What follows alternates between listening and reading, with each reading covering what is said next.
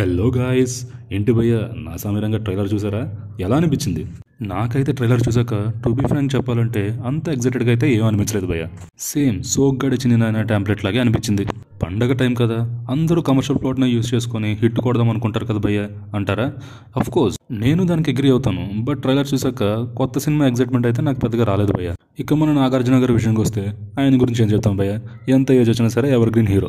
Looks wise, acting wise ఆయనకు మనం పేరు పెట్టలేం కానీ బట్ ఎలివేషన్ సీన్స్ కొంచెం వియర్డ్గా అనిపించాయి. ఇకపోతే రాజ్ తరుణ్ గారు, అల్లరి నరేష్ గారు వాళ్ళ క్యారెక్టరైజేషన్లో కూడా అంత ఇంపాక్టింగ్ కనిపించలేదు.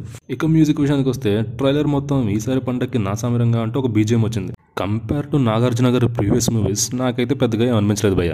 ఓవరాల్గా ట్రైలర్ చూసిన తర్వాత నాకైతే same family concept with regular conflicts అనిపించాయి. మరి ట్రైలర్ చూసిన తర్వాత మీకేమనిపించిందో కింద కామెంట్స్లో రాయండి, చూద్దాం. అండ్ అలాగే ఇలాంటి మోర్ కంటెంట్ కోసం సబ్స్క్రైబ్ అయితే చేసుకోవడం మర్చిపోకుండా భయ్య. So please subscribe and stay tune to ARI talks and reviews.